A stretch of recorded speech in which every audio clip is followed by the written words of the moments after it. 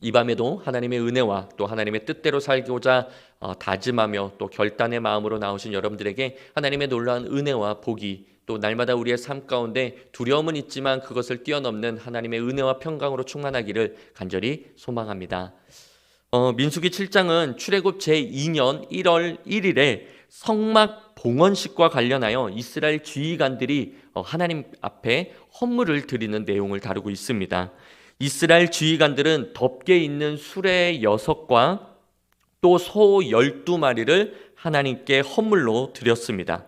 모세는 지휘관들이 드린 이 헌물을 회막을 옮기는 이 일에 용이하게 사용하도록 레위인 자손들에게 각각 그 직임에 맞게끔 나눠 주었습니다. 그러나 고앗 자손에게는 아무것도 나눠주지 않았습니다. 그들은 성막에서 가장 중요한 것을 옮기는 그 직임을 맡았음에도 불구하고 그들의 그 중요한 임무는 소나 수레에 의해서 옮겨지는 것이 아니라 어깨에 메고 옮겨야 했기 때문에 그들에게는 소나 수레가 필요 없었던 것이죠. 먼저 1절에 보면은 모세가 장막을 세우기를 끝내고 라고 말씀이 시작됩니다. 즉 장막을 세운 그날에 있었던 일이 오늘 본문 민수기 7장이다라는 것이죠. 즉 따라서 본장은 시간 순으로 보게 되면은 출애굽 제2년 2월 1일에 이루어졌던 그 제1차 그 군대 계수와 레위인의 그 계수의 그 기록보다 즉 민수기 1장부터 6장까지의 그 기록보다 더 먼저 있었던 일이다라는 겁니다. 비록 7장에 기록되어 있지만 시간 순으로 보면 이 일이 더 먼저 있었던 일이에요. 그 다음에 그 계수가 되었다라는 거죠. 계속해서 1절은 그것에 기름을 발라 거룩히 구별하고라고 말씀합니다. 이는 종교 의식의 하나로서 성소의 기구로 사용할 모든 것들을 하나님께 구별한다라는 그러한 의미인 것입니다. 즉 이제부터 이 기구들은 하나님을 위한 일에 그 외에는 절대로 사용할 수 없다라는 그러한 선포이며 또 어떤 면에서는 행위인 것이다라는 것이죠.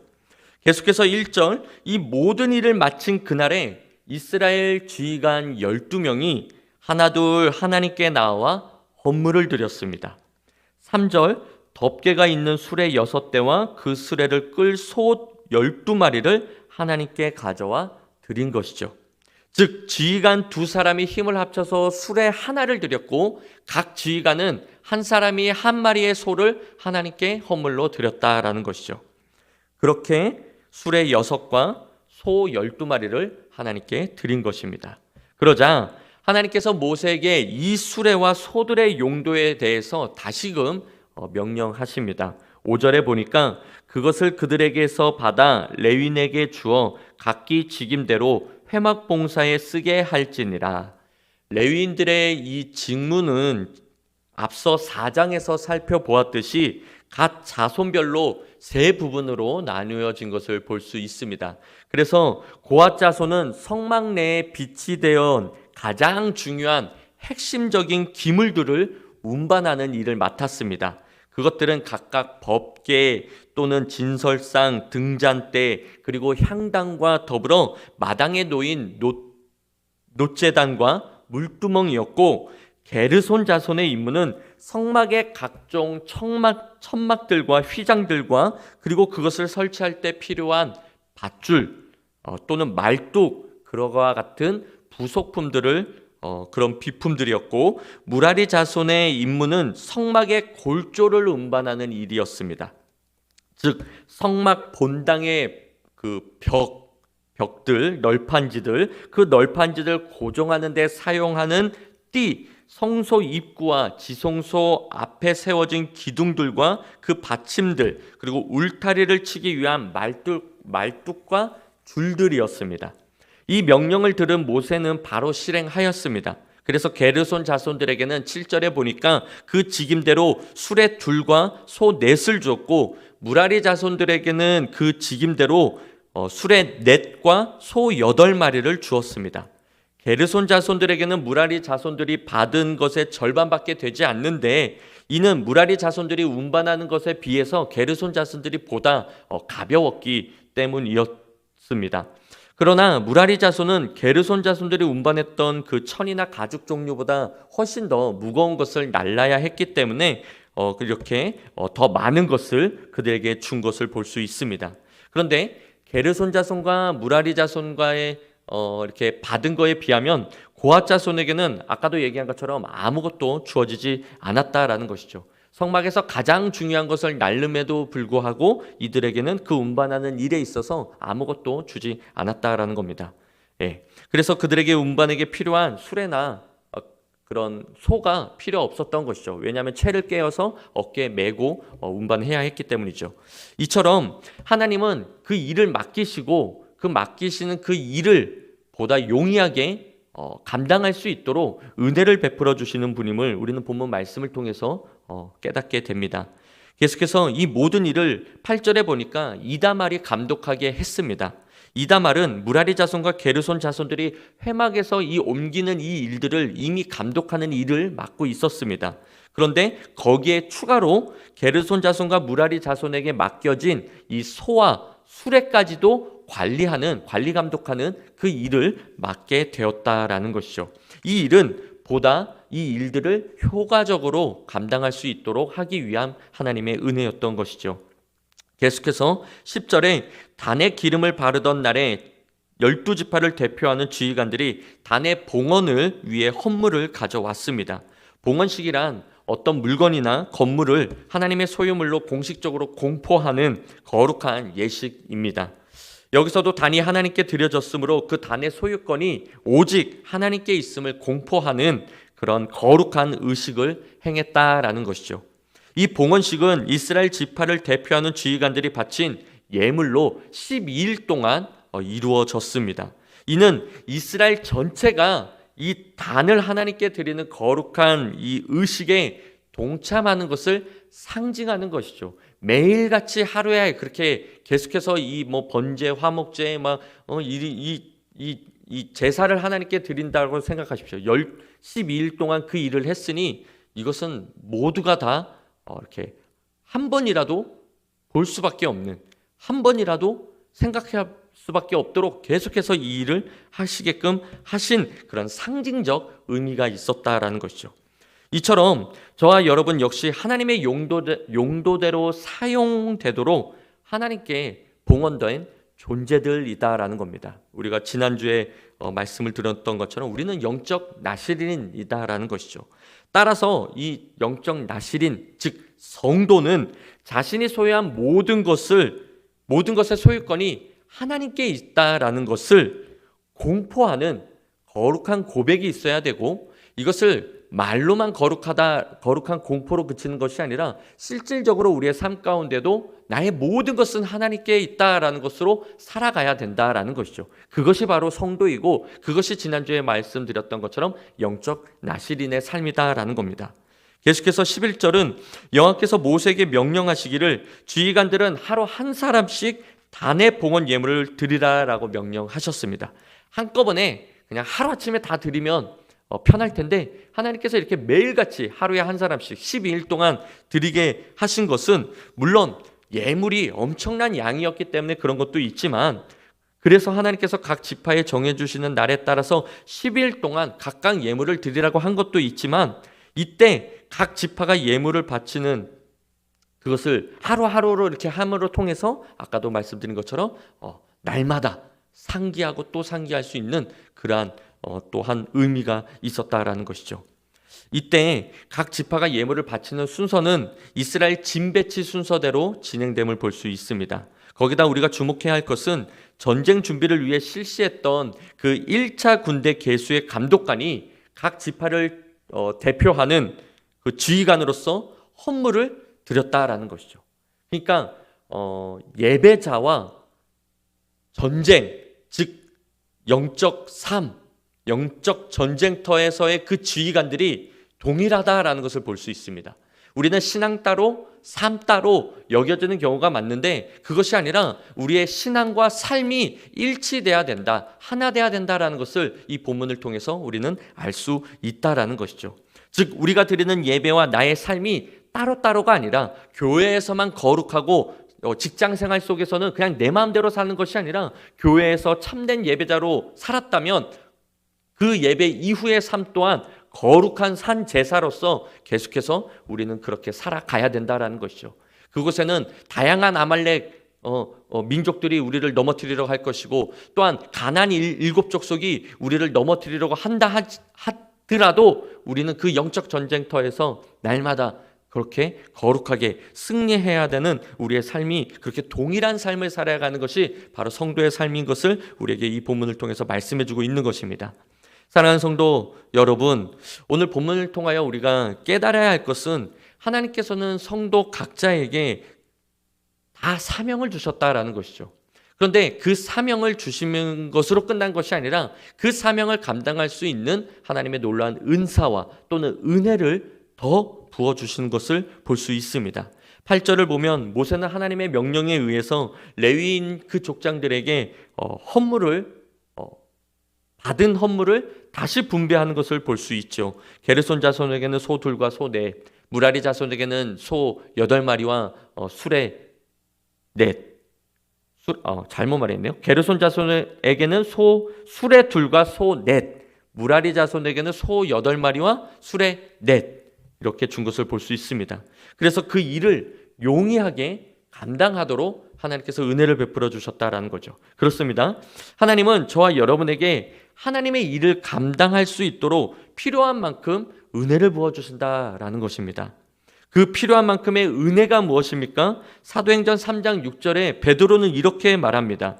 다 함께 읽겠습니다. 베드로가 이르되 은과 금은 내게 없거니와 내게 있는 이것을 내게 주노니 나사렛 예수 그리스도의 이름으로 일어나 걸으라 하고. 저와 여러분에게 있는 것이 무엇입니까? 은과 금이 아닙니다. 즉 오늘 본문의 말씀처럼 우리에게는 소 4마리와 수레 둘, 또는 소 8마리와 수레 넷, 이렇게 준 것이 아니다라는 거죠. 은과 금은 없습니다. 하지만 우리에게는 예수 그리스도가 있음을 믿습니다. 예수 그리스도가 어떤 분이십니까? 그분은 우리의 전지전능하신 하나님이십니다. 그분은 우리의 부활주이시며 우리의 길과 진리와 생명 되신 만왕의 왕, 우리의 하나님이시다라는 것입니다. 그분이 예수 그리스도를 믿는 그들과 함께하고 있다라는 것이죠. 하루는 제9시 기도 시간에 베드로와 요한이 늘 습관을 쫓았던 것처럼 기도하러 성전에 올라가고 있었습니다. 그런데 태어날 때부터 걷지 못하는 사람이 사람들에 의해 성전 미문에 앉아서 구걸하고 있었습니다. 역시 베드로와 요한에게도 구걸하였지요. 베드로와 요한은 우리를 보라라고 말하면서 그에게 은과 금은 내게 없거니와 내게 있는 것을 내게 주노니 나사렛 예수 그리스도의 이름으로 걸으라라고 이렇게 선포하였던 것입니다. 그리고 그의 오른손을 잡아 일으키니 곧 발과 발목에 힘을 얻고 걷기도 하고 뛰기도 하며 하나님을 찬양했다라고 기록하고 있습니다. 그렇습니다. 저와 여러분에게도 은과 금은 없습니다. 하지만 우리에게도 이것은 있습니다. 바로 이 세상에 그 무엇보다도 더 귀한 것, 오히려 은보다도 더 귀하고 값진 예수 그리스도이심을 믿으시기 바랍니다. 그분은 부활의 주님이시고 그분은 무소부재하시며 그분은 전지전능하신 우리의 하나님이십니다. 그 능력의 주님이 누구 안에 계십니까? 바로 저와 여러분 안에 계시다라는 것입니다. 그래서 베드로는 자신 있고 당당한 어투로 이렇게 말했던 것입니다. 금과 음은 내게 없거니와 은과 금은 내게 없거니와 내게 있는 이것을 내게 주노니 나사렛 예수 그리스도의 이름으로 걸으라. 그러자 발과 발목에 힘을 얻고 걷기도 하고 뛰기도 하며 하나님을 찬양했다라고 기록한 겁니다. 우리 주님은 지금도 말씀하십니다. 마가복음 9장 23절에 할 수 있거든이 무슨 말이냐? 믿는 자에게는 능히 하지 못할 일이 없느니라. 아멘. 예수 그리스도를 믿는 자에게는 능히 하지 못할 일이 없다라고 말씀하고 계십니다. 그러므로 저와 여러분은 예수 그리스도를 이미 영접한 자답게, 이미 예수 그리스도를 믿는 자답게 베드로와 같이 자신 있게 믿음으로 당당히 선포하시기 바랍니다. 내가 하는 것이 아닙니다. 내가 할 수 없어도 내게 능력 주시는 자 안에서 우리는 할 수 있다라는 것이죠. 내가 하는 것이 아닙니다. 뭔가 대단한 능력을 가졌기 때문에 그것이 가능한 것이 아니다라는 것이죠. 내게 능력 주시는 분이 나와 함께 하시기 때문에 그분으로 인하여 우리는 할 수 있다라는 것입니다. 그러니 믿음으로 선포하시기 바랍니다. 예수의 이름으로, 예수님의 이름으로 나 이성일은 하나님 뜻대로 될지어다. 아멘. 예수님의 이름으로 나 이성일은 오늘 하루도 주님 뜻 안에서 승리할지어다. 아멘. 믿음으로 선포하며 나아가기를 간절히 소망합니다. 특별히 우리 자녀들에게도 이와 같은 믿음의 말을 선포하며 축복하시기 바랍니다. 예수의 이름으로 내 자녀 누구누구는 머리부터 발끝까지 그리스도의 보혈의 피로 완전히 덮일지어다. 아멘. 예수 그리스도의 이름으로 내 자녀 누구누구는 오늘도 하나님 뜻대로 살지어다. 아멘. 예수 그리스도의 이름으로 누구누구는 갑절의 지혜와 능력으로 충만하여 그 학문에 있어서 탁월함을 나타낼지어다. 아멘. 이렇게 믿음으로 선포하는 겁니다. 이 외에도 다른 축복의 말로 또는 더 큰 목소리로 자녀가 학교를 가기 전에 그렇게 선포하는 겁니다. 어려움이 있을 때마다, 두려움이 있을 때마다 담대히 약속의 말씀을 붙잡고 믿음으로 선포하는 겁니다. 그러면 보이는 세계와 보이지 않는 세계를 주관하시는 만왕의 왕 우리 하나님께서 예수 그리스도를 깨서 행하여 주실 줄 믿습니다. 예수 그리스도를 믿는 저와 여러분들에게는 이미 예수 그리스도의 능력이 있습니다. 그러므로 다른 사람들이 나보다 뭐 수레를 더 받았네, 소가 나보다 더 많이 받았네, 이렇게 그들을 원망하거나 시기 질투 그렇게 다툴 것이 아니라 오히려 믿음의 주에 온전케 하신 이인 예수 그리스도만 바라보고 믿음으로 예수 그리스도의 이름으로 선포하시기 바랍니다. 우린 이미 가진 자입니다. 뭐가 두려움에 움츠러드십니까? 뭐가 그렇게 부족하다고 여겨서 자꾸만 달라고 요구하십니까? 오히려 홍해 앞에 두려움에 떨고 있는 모세를 향해 하나님은 네가 가지고 있는 게 뭐야? 그거 내밀어 라고 말씀하고 계십니다.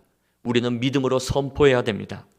고린도후서 6장 9절과 10절 말씀은 우리에게 이렇게 말씀합니다. 다 함께 읽겠습니다. 무명한 자 같으나 유명한 자요, 죽은 자 같으나 보라 우리가 살아있고, 징계를 받는 자 같으나 죽임을 당하지 아니하고, 근심하는 자 같으나 항상 기뻐하고, 가난한 자 같으나 많은 사람을 부유하게 하고, 아무것도 없는 자 같으나 모든 것을 가진 자로다. 이와 같은 사람이 바로 저와 여러분입니다. 즉 예수 그리스도를 내 안에 모신 예수 그리스도를 믿는 성도는 바로 이와 같은 삶이다라는 것이죠. 그러므로 우리는 움츠려들거나 두려워하거나 그 거대한 안악 자손들이 가득한 그 가나안 땅에 우리는 벌벌 떨 것이 아니라 오히려 저들은 우리의 밥이다 라고 외쳤던 여호수아와 갈렙과 같이 우리는 믿음의 선포로 담대히 나아갈 때에 하나님께서는 놀라운 은혜가 그 믿음의 선포 가운데 능력으로 나타나 보여주실 줄 믿습니다. 이와 같은 삶을 하루만 살아가는 것이 아니라 12 지휘관들이 매일같이 하나님께 드렸듯이 우리의 삶 또한 매일같이 이러한 삶으로 살아가야 된다라는 것입니다. 하나님은 매일같이 이러한 삶을 살 때마다 지겨워하지 않으십니다. 89절이나 되는 이 말씀을 계속해서 반복적으로 그렇게 기록하셨던 것은 우리가 날마다 믿음으로 선포한다고 하더라도 하나님께서 지겨워하거나 귀찮아하지 않으시고 그때그때 믿음의 선포 가운데 능력으로 행해 주신다라는 것을 우리에게 보여주시기 위하여 이렇게 똑같은 말씀을 12번이나 반복해서 기록한 줄 믿습니다. 저와 여러분에게는 이미 모든 것을 가졌습니다. 주 안에 있는 나에겐 딴 근심 없습니다. 아무리 어렵고 힘든 문제가 온다 하더라도 끝까지 포기하지 마시고 인내하시며 예수 그리스도의 이름으로 선포하시기 바랍니다. 나는 그 문제 앞에 작고 연약하지만 골리앗 앞에 어린 소년 다윗은 아무것도 아니지만 믿음으로 만군의 주 여호와의 이름으로 믿음으로 선포하며 나아가는 그 다윗의 그 조약돌 하나에는 하나님의 능력이 있는 조약돌이었음을 우리는 보게 됩니다.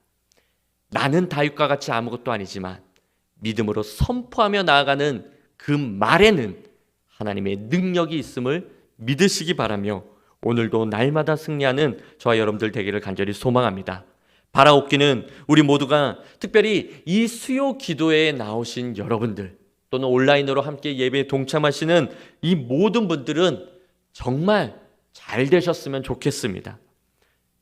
아멘이 없을 줄 알았어요. 잘 되시기를 간절히 소망합니다. 막혔던 모든 문제가 풀리고 가로막혔던 홍해도 단숨에 갈라지고 또 우리를 넘어뜨리고 위협하는 어둠의 손에서 벗어나 하나님의 빛의 자녀로 발목에 힘을 얻고 기뻐 뛰며 하나님을 찬양하는 그 기적과 간증의 주인공들 되기를 간절히 소망합니다. 그러니 믿음으로 주님을 바라보십시오. 다시 말해 언약의 말씀만을 붙잡으십시오. 이 세상의 그 소가 어떻다, 이 세상의 그 수레가 어떻다를 바라볼 것이 아니라 우리는 믿음의 주요 온전케 하신 이인 예수 그리스도만 바라보며 그분이 능력의 주님이심을 믿고 그 말씀으로 선포하며 나아가십시오. 그러면 하나님께서 믿는 자에게 능치 못할 일이 없다라고 말씀하셨으니 모든 것을 능력으로 갚아주실 줄 믿습니다. 사랑하는 서부제일교회 성도 여러분, 고압 자손처럼 없어서 없는 것이 아니었습니다. 게르손 자손처럼 적게 받은 것이 아니었다라는 것이죠.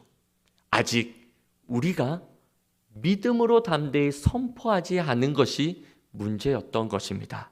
그러므로 우리 주님의 말씀을 붙잡고 그 약속의 말씀을 붙잡고 이제부터라도 믿음으로 선포하십시오. 우린 이미 가진 자입니다.